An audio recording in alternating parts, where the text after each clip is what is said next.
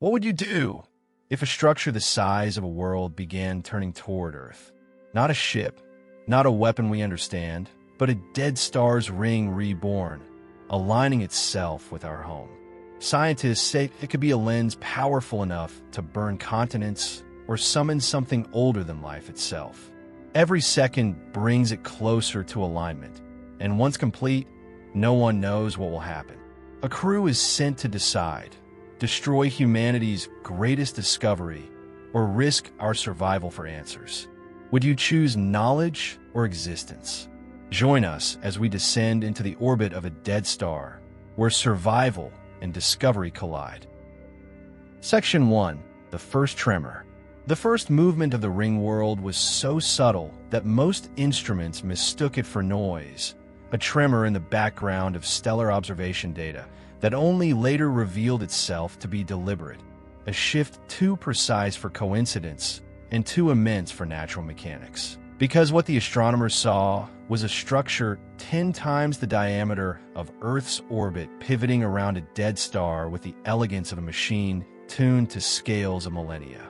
For centuries, it had hung silent in the void, its carbon-scarred hull circling the collapsed remnant of a once brilliant sun, and humanity had cataloged it as another relic of a vanished species, a curiosity for textbooks and speculative journals rather than a threat. But now it was turning, aligning itself with the ecliptic plane of Earth's solar system in a gesture that no one could mistake for chance. Inside the orbital command decks of Terran Deepwatch, alarms cascaded across holoscreens while models traced trajectories that ended not in years or centuries, but in weeks, each simulation showing the same outcome: that the vast ring would soon form a gravitational lens with a direct line of sight to the system of humanity's homeworld, its alignment so exact that even the skeptics fell silent. Because this was not movement born of collapse or drift. This was the hand of an architect finishing a design left dormant for eons. The United Terran Ship Resolute was dispatched within hours, its hull gleaming with reinforced armor and gravitic sails stretched like wings of silver light, carrying not only a crew of soldiers, but a team of scientists whose orders were contradictory in the most human way, to learn everything they could about the ring's purpose while standing ready to annihilate it if knowledge proved more dangerous than ignorance. Captain Elara Soren stood at the forward viewport as the Resolute left dock, her hands clasped tightly behind her back, her jaw set with the knowledge that every trajectory converged on her shoulders. Because if the ring was a weapon, she might have to order its destruction. And if it was a message, she might be remembered as the one who silenced the first voice humanity had ever heard from beyond the stars. Beside her, Dr. Malik Chun adjusted his console, his voice calm, but urgent as he reminded her that destroying such a structure would erase more than a threat. It would erase the greatest discovery humanity had ever made, and his words carried the weight of every scientist who had ever begged a captain to hesitate before firing. Please do press that like button if you have enjoyed this story so far. That would mean a lot to me. Now back to the story. Section 2. The Ashen Horizon. The Resolute breached the edge of the dead star's influence 2 weeks after departure. Its gravitic sails folded inward to reduce turbulence from the dense eddies of collapsed radiation that still lingered around the blackened husk of the star. Before them stretched the vast outline of the Ashen Orbital, a ring so immense that it dwarfed their imagination. Its surface a latticework of carbon-black plates, scarred by millennia of debris impacts, yet still flawless in geometry. A perfect circumference tracing the void like a line drawn by a hand that had no concept of imperfection. The crew watched in silence as sensors stitched together the scale, numbers too large to sit comfortably in human thought. A diameter that could cradle whole planets in its arc, a mass so finely balanced it had drifted for centuries without collapse, and now, unmistakably, an acceleration too precise for natural physics, one that aimed its titanic bulk toward Earth's ecliptic plane. Dr. Chen's voice filled the observation deck as he described the lensing model, his tone steady though his eyes betrayed the storm within. The ring's inner panels, layered in concentric strata, were shifting in a sequence that mirrored gravitational focusing arrays used in experimental physics labs, except magnified by a factor that mocked comparison. If the alignment completed, the Ashen Orbital would function as a colossal gravitational lens, capable of bending light, energy, and perhaps even matter streams across interstellar distances. Whether it would channel a signal, a weapon, or a beacon no one could yet determine. But the potential power was beyond dispute, a magnitude that could either illuminate the cosmos or burn entire systems to ash. Captain Soren ordered the ship into synchronous orbit with a section of the ring's interior wall, her gaze locked on the faint glow that pulsed like dying embers within its vast corridors. Light that seemed not residual, but deliberate, as if the structure's own power systems were waking. Commander Ilias Vare, her tactical officer, leaned toward her and muttered that no command protocol should wait for confirmation of intent when survival was at stake, urging her to authorize preemptive charges against the ring's junction nodes before its alignment locked. Yet Chun countered with equal conviction, warning that to strike now was to obliterate knowledge that might redefine physics itself, knowledge that could arm humanity not with fear but with understanding, if only they dared listen. The crew felt the weight of that argument echo through the silence of the bridge, torn between instinct for survival and hunger for discovery, because every heartbeat carried them closer to a moment when hesitation would no longer be possible, when the Ashen Orbital would either reveal its purpose or force them to decide its fate in ignorance. If you have enjoyed this story so far, then please do subscribe and hit the bell icon to listen to more stories like this one. Let's get back to the story now. Section 3. The Choir of Silence. The first EVA team drifted across the void toward one of the Ashen Orbital's inner spokes, their suits gleaming faintly in the cold light of distant stars, every tether line taut with the weight of purpose and fear. Commander Ilias Vare led the group, his breathing steady though his heart drummed like a war signal, his visor reflecting the curve of a structure so massive it seemed less a machine than a horizon made tangible. The spoke extended outward in geometries too precise to be natural, vast ridges etched with patterns like circuitry scaled to mountains, each line glowing faintly with an ember-hued luminescence that pulsed at intervals too regular to be dismissed as decay.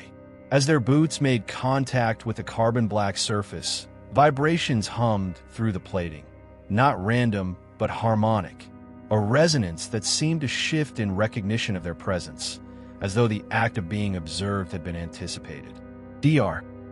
Chen's voice crackled through comms as he translated the oscillations into waveforms, his tone betraying that the harmonics were neither electromagnetic nor acoustic, but gravitational in miniature, pulses that bent space itself along sequences reminiscent of choral notation. To listen to the orbital was to hear a choir without air, a silence sculpted into music by the distortion of space-time, each pulse's syllable in a language no human throat could form, yet every human bone could feel.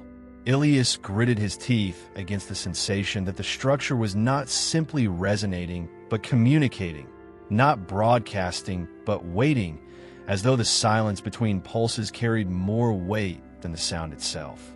Kepler arrays aboard the Resolute confirmed that distant gravitational anomalies now mirrored the orbital's pulses, subtle lensing flares igniting across parsecs like lanterns lit in answer to a call.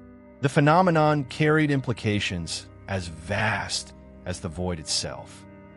The orbital was not only speaking but being answered, its choir amplified by stellar echoes that hinted at other constructs, other listeners, perhaps even other minds across the gulfs of time and space. The possibility that humanity had stumbled into a conversation older than its species sent shivers through the command deck, where Captain Soren tightened her grip on the rail and demanded confirmation that these echoes posed no immediate threat to shipping lanes or colonies. The answer came with brutal clarity when navigation alarms lit red across the bridge, reporting a shift in asteroid drift within the Eridani corridor, a trade route critical to half the belt colonies. The orbital's resonance had bled into real space, nudging celestial bodies with precision so delicate it mocked human engineering, and already dozens of freighters had been ordered into emergency detours. To Chun, it was proof of intelligence and control, but to Ilias, it was confirmation of potential hostility, because a power that could sculpt orbits could also erase civilizations without firing a shot. As the EVA team prepared to descend into the yawning aperture at the base of the spoke, the orbital pulsed again, its resonance threading through their suits with vibrations that felt eerily like a heartbeat, a cadence too intimate to ignore. They had stepped into a silence that was not absence but expectation, and whether they liked it or not, humanity had just become part of the choir. Section 4. The Shadow Calculus. They descended through the spoke on a cable winch that hummed softly, lantern cones sliding across walls etched with raised curvature maps, burned into carbon glass by forces so precise, Chin muttered, they must have been written with gravity itself. Ilias kept the line tight while the team drifted, boots kissing handholds ergonomic to be coincidence. Nyack cataloged alloy strata that should have sublimated ages ago, while ambient ticks rose and fell. Above them, the dead star glowered on the viewport feed, and far along the rim hinge towers flexed another degree toward Earth's plane. Captain Soren's voice cut in from the Resolute, traffic advisories rippling across sectors while governors pleaded for guarantees that no lensing event would cut their lifelines in two. We need intent, she said. Data that tells us whether to disengage, negotiate, or fire. Ilias answered that intent was invisible so far. What they had was function without context, a machine arranging gravity with the indifference of weather while meaning stayed out of reach. Then make a metaphor it can hear, Soren replied, and closed the channel. The shaft opened on a chamber vast as a city dome, its floor a tessellation of mirror facets shifting in synchrony. Chin set down a lattice probe and hissed as telemetry spilled across his slate. The plane was a programmable metasurface, a phased array shaping tidal moments, a gravitational interferometer large enough to lace distant singularities into a network. It's not a weapon by default, he said, but a router for momentum and light. Routers move packets, Ilias murmured. What happens when a packet is a star's momentum budget? A ridge unsealed to reveal ribbed alcoves, each cradling a desiccated pod of bone-pale composite, not corpses but husks that had once housed nervous systems in fluid and light.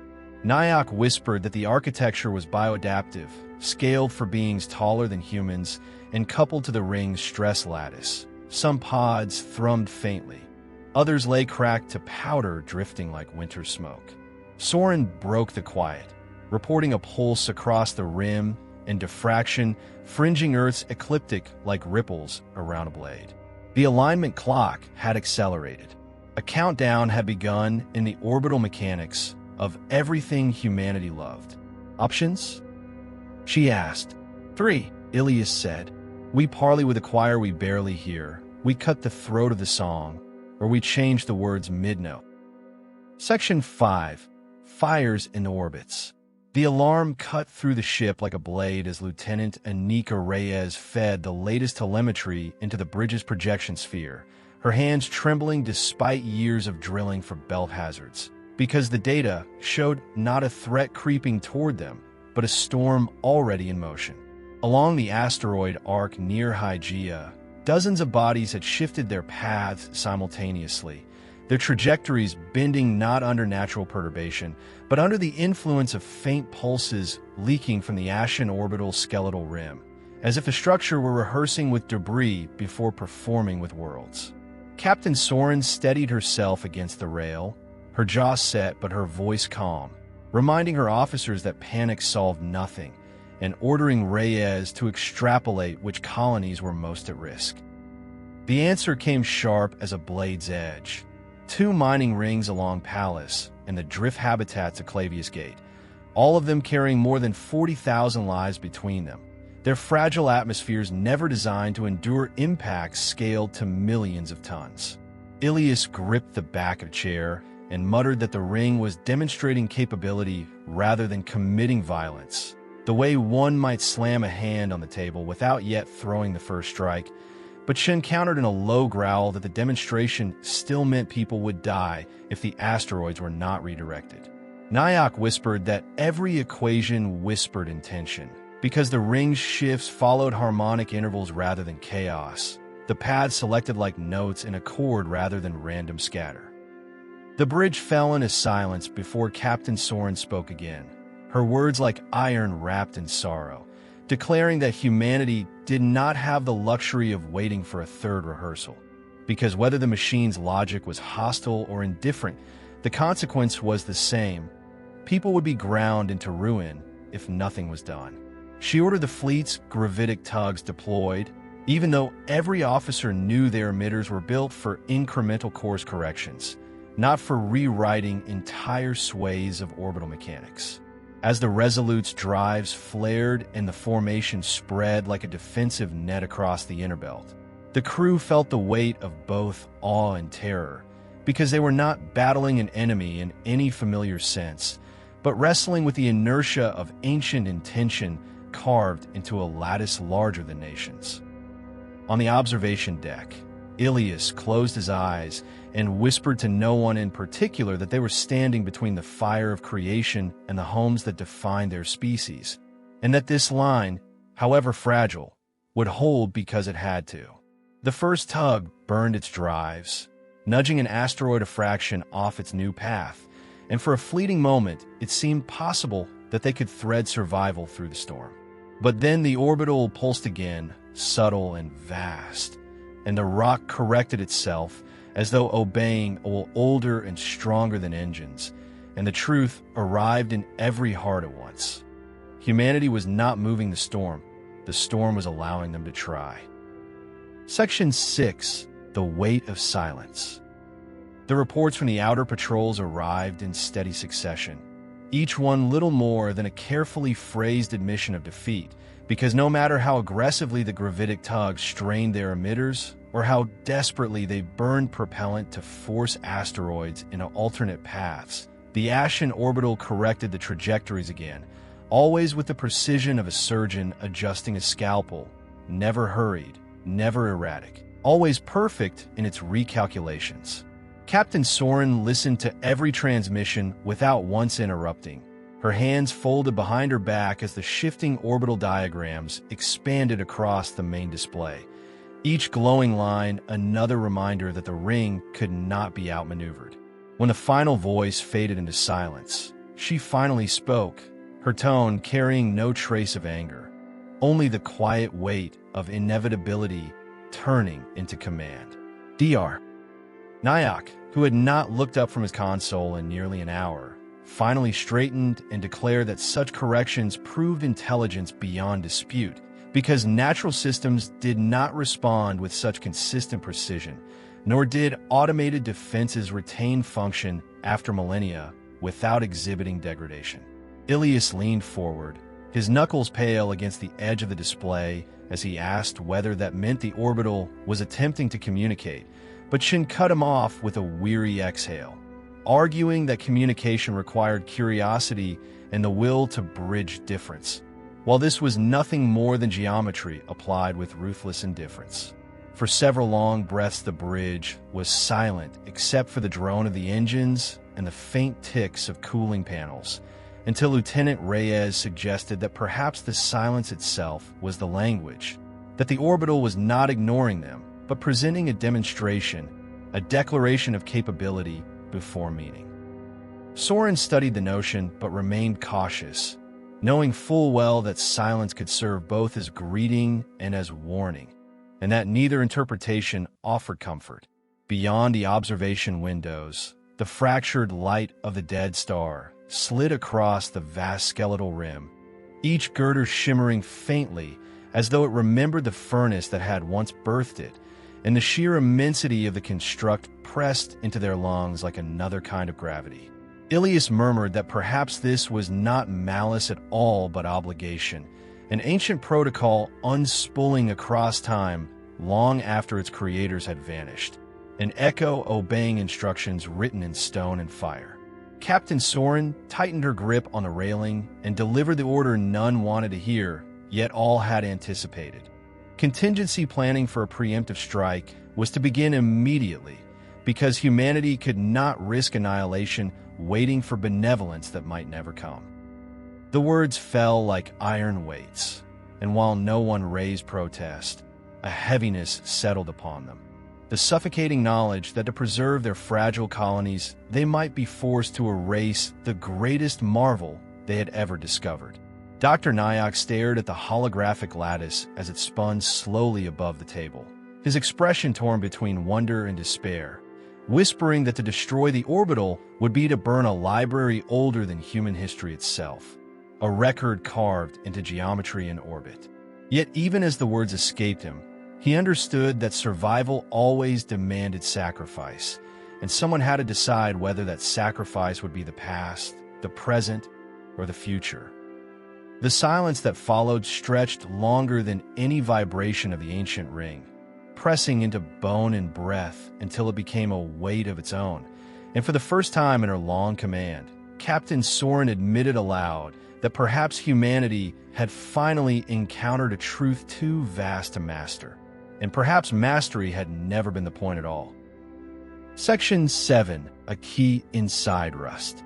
They chose the darkest corridor their charts could sketch, sliding between the ring's skeletal ribs in dust-cloaked skiffs that breathed no light, because Captain Soren had insisted that illumination itself might be read as intrusion, and intrusion could collapse whatever fragile chance they still possessed. The metal beneath them was scarred by millennia of micrometeor abrasion, streaked with vitrified glass where ancient fires had once licked across its surface, and every vibration of their engines was dialed down until silence seemed to press closer than vacuum, a silence filled only with the faint stutter of suit regulators and the anxious draw of breath.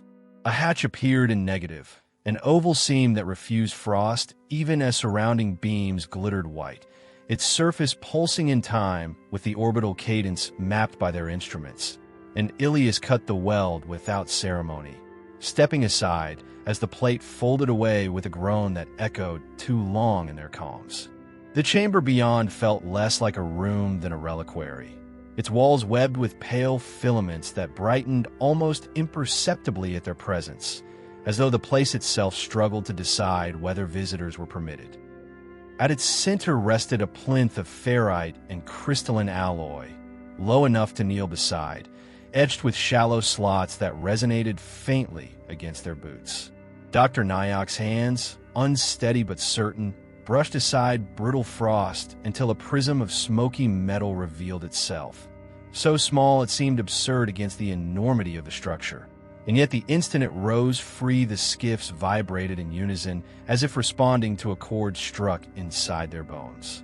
"It's no key in the sense doors forgive," Nyack murmured, rotating the prism as etchings caught the lamplight, but rather a palinode seed, a device meant to reverse intention without shattering form, to unwrite without denial. Ilias muttered that such devices belonged in politics more than machinery, though his eyes betrayed awe, and Soren only watched the prism as if weighing whether to trust an avalanche not to fall. Nyack lowered the prism into a corroded cradle, and the walls pulsed with color that bled like dawn across fractured glass. Threads of light braided upward, each tagged by tones that trembled through their radios, vowels shaped more for choirs than for throats. A map unfolded, not of terrain, but of obligation, and among its woven strands one knot pulsed slightly offbeat, an asymmetry aligned with the ring's steady drift toward Earth's plane. Soren asked whether it could be paused, not stopped but coaxed to breathe between its syllables, and Nyack answered by shifting the prism carefully, millimeter by millimeter, until the tones faltered, reformed, and then softened into a new cadence. Outside, The canyon shadows shifted by a hair's breadth as distant counterweights relaxed, rocking their skiffs with the gentleness of a giant stirring in sleep. "It listens to form, not us," Nyack whispered, though his hands still moved with reverence. "But form may be bent into questions, and questions may purchase time." For the first time, Captain Soren allowed herself to believe that fire might not be the only language of survival, because here in the rust of forgotten halls, humanity had found a voice small enough to matter. Section 8. The Choir of Severed Light. They departed the reliquary chamber with a prism swaddled in shock silk and reverence, moving along tendon-like trusses that vibrated under their boots, because the Ashen Orbital did not simply carry mass, but carried tempo. And tempo, Soren realized, was the way this machine measured intention without needing a single human word. The air felt charged, metallic with unseen currents, as if the ring were already aware that one of its most ancient seeds had been lifted by hands too young to comprehend the story it told. Nyack cradled the prism against a fractured rail until the glyphs shimmered into clarity, casting a map of nodes across the orbital circumference.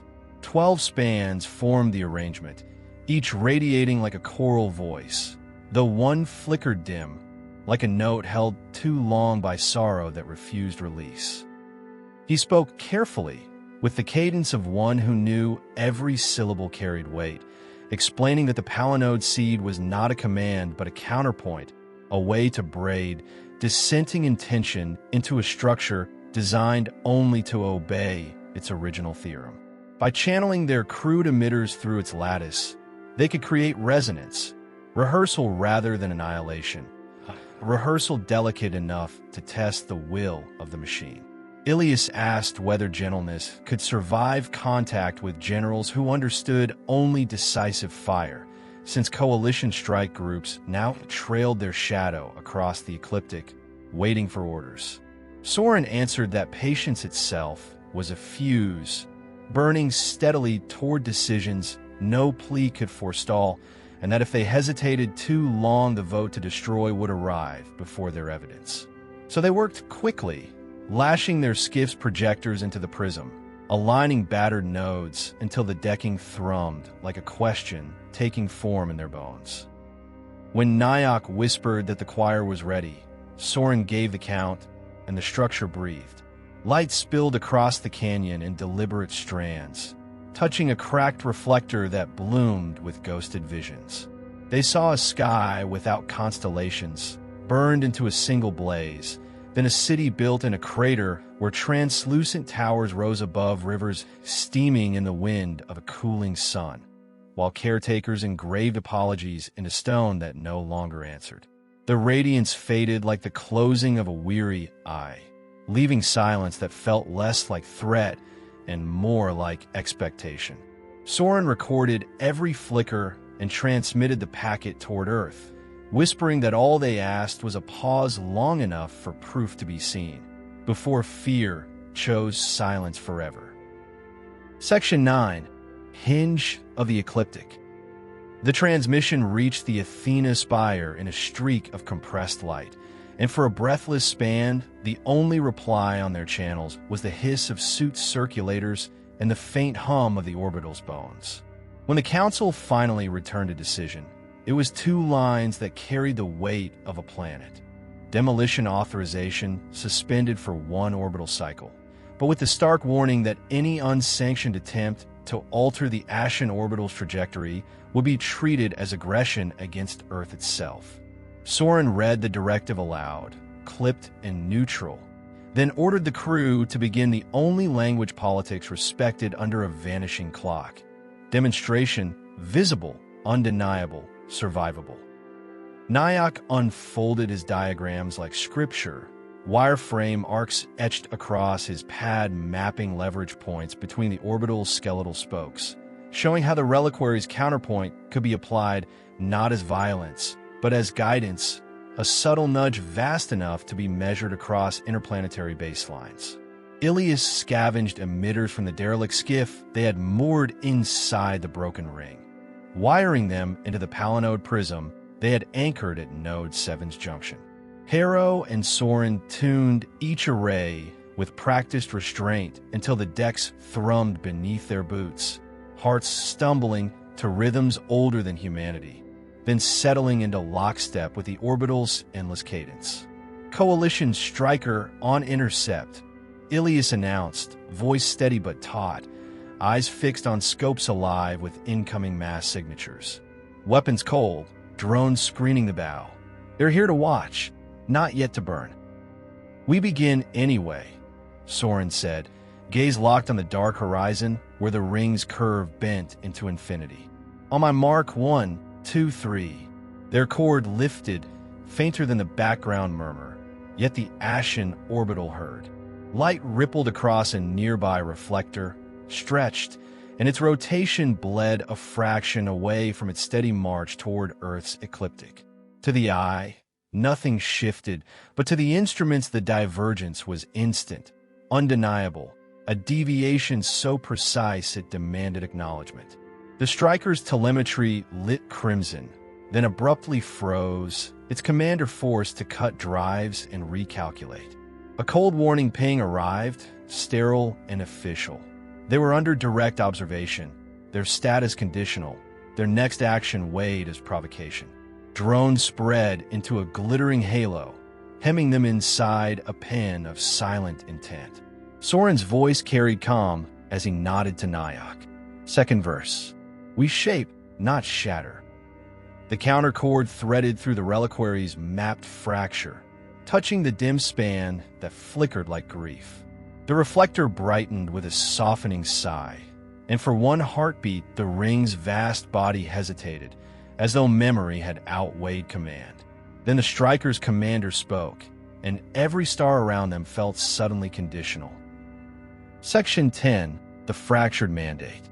The voice from a striker cut through the comms with authority sharpened into steel, each syllable measured to leave no room for negotiation, declaring that their actions had been recorded as a breach of mandate, and that the Coalition had the lawful right to neutralize their ship should they persist in manipulating the orbital.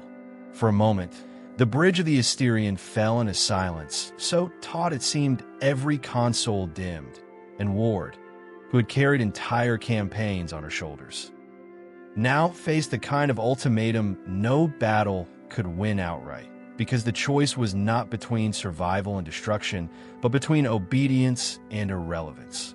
Harrow's hands hovered above her console, trembling not from fear, but from fury, because the work she had poured into interpreting the reliquary had finally borne fruit, yet the mandate from Earth reduced her labor to nothing more than contraband thought.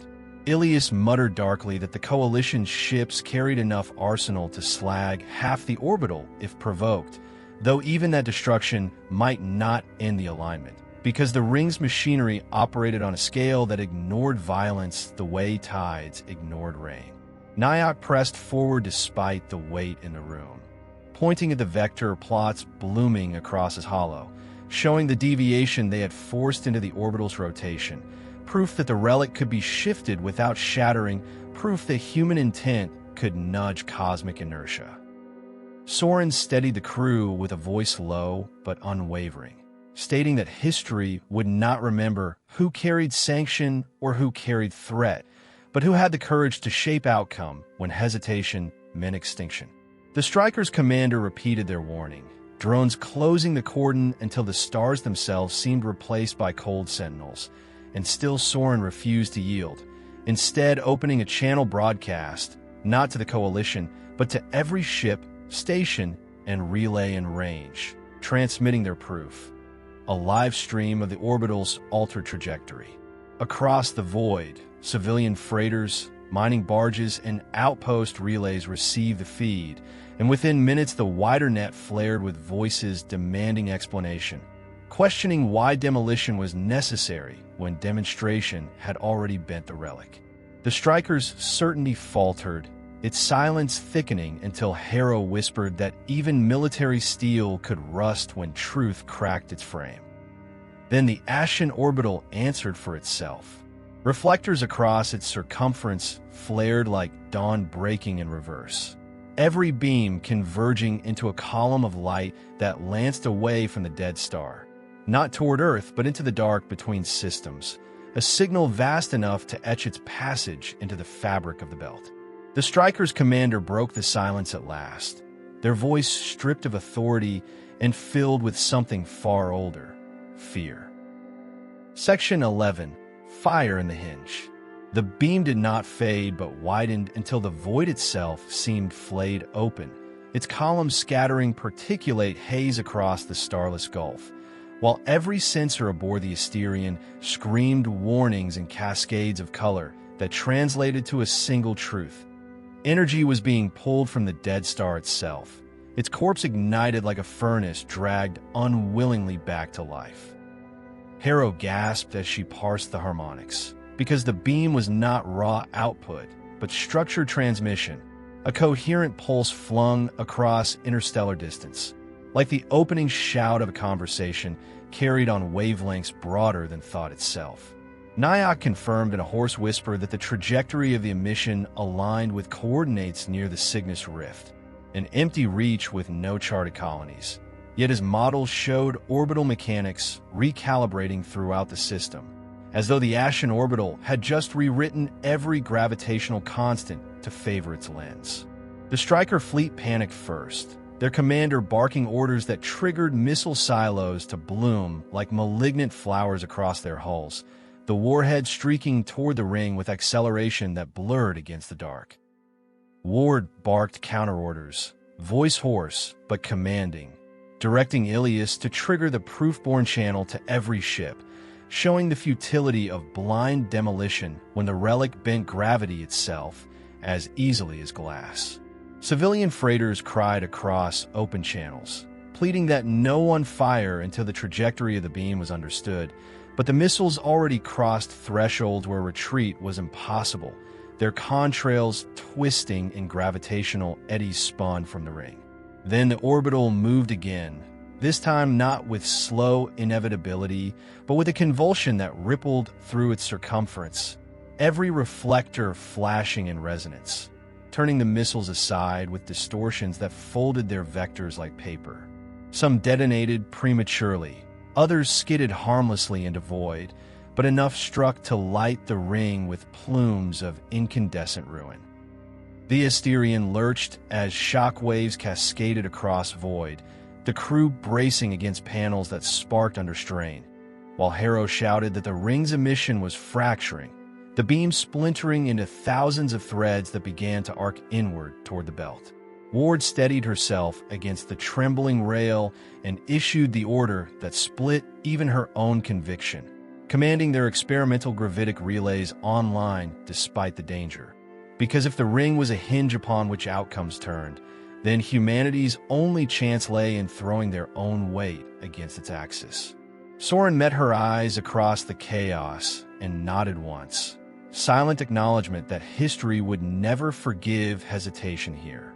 The Asterion's projectors flared, weaving crude pulses into the storm, each ripple a plea, a demand, and a defiance braided into the same note, colliding with the fractured light until the void itself seemed to groan beneath the strain of competing intentions.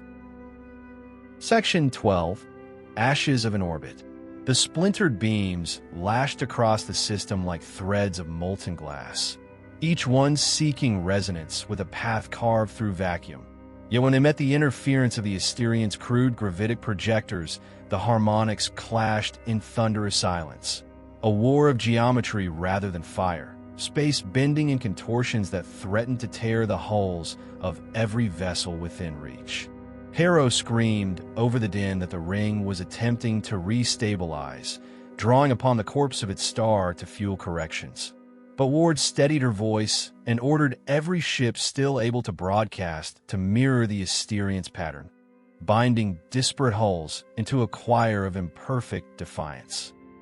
One by one, freighters, miners, and even broken warships fell into rhythm, their emitters crude but sufficient, weaving human error into something that refused collapse, a chorus that pressed against the lattice of the orbital until its harmonics faltered, then cracked then screamed across every channel in a wail that needed no translation.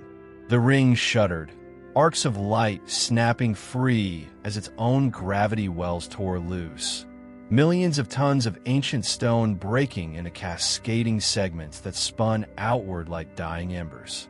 The beam fractured further, its intent lost in noise, until what remained of the pulse drifted harmlessly into void, dissipating into the uncharted dark beyond Cygnus. The silence that followed was not empty but reverent. The crew of the Asterians staring across displays filled with debris fields that glittered faintly in their own collapse. Ilias whispered that their combined output had not destroyed the Ashen Orbital, but convinced it to break itself apart, as though the machine had chosen to yield rather than annihilate the chorus that had defied it.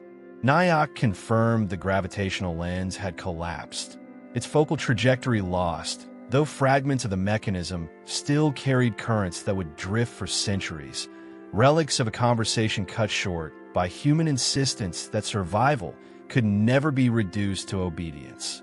Ward sagged against the rail, exhaustion pulling her shoulders low, but when she lifted her eyes, she found Soren watching her with quiet certainty, the kind that spoke not of triumph but of endurance. Harrow exhaled a sob that might have been relief or grief, her console still trembling from the strain of calculations that had rewritten the void itself. Across the ComNet, voices rose, hesitant at first but soon gathering into the ragged cadence of those who had stared at extinction and found themselves still alive. The wreckage of the Ashen Orbital glowed faintly against the dead star, a halo of shattered intent, its purpose never fully revealed, its consequences never fully understood.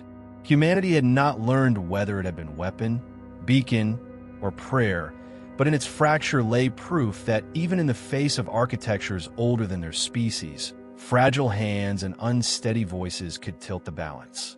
The file would record their survival not as victory, but as testimony, that when confronted with forces vast enough to sculpt orbits and ignite dead stars, humanity's greatest defiance was to speak together and to endure. And so the record closed upon the Ashen Orbital, not as ruins alone, but as the moment when silence bent to song, and the stars bore witness to a species unwilling to vanish quietly. Please do press that like button if you have enjoyed this story, and also please do subscribe and hit the bell icon to listen to more stories like this one. That would mean a real lot to me. Now go ahead and listen to your next story here.